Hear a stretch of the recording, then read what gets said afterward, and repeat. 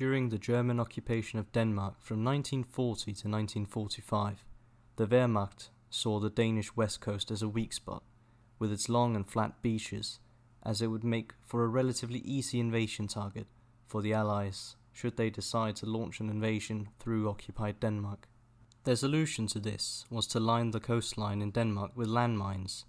Between 1943 and 1945, just about every square inch of the Danish west coast was turned into a minefield, with the Germans placing around 1.4 million anti-personnel and anti-tank mines.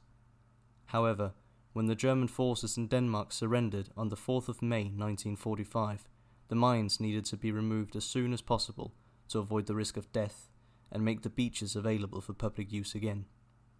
An initial force of 1,000 German POWs, mostly young boys, were assigned to start clearing the beaches, and already within a week of the surrender, on the 11th of May, the clearance work had begun. This operation was formalized just over a month later, on the 18th of June, by General Richard Henry Dewing, leader of the British forces in Denmark, and another 1,000 Germans were assigned to the task, while the original 1,000 men had already dropped to around 750 due to accidents. By August, the total number of German POWs had increased to 2,600.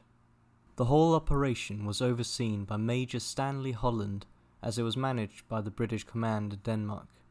The POWs were also under supervision of around 300 Danish officers on site. Once the POWs had cleared an area of mines, they were made to walk shoulder to shoulder across the cleared area to make sure it was fully cleared. If not, they would find out by stepping on a mine. In December of 1945, Denmark declared that 99% of the mines had been removed, and by February 1946 there were no more German POWs clearing mines in Denmark. There was, however, one particular area where the Germans hadn't mapped the mines they placed there, making it much more difficult to clear.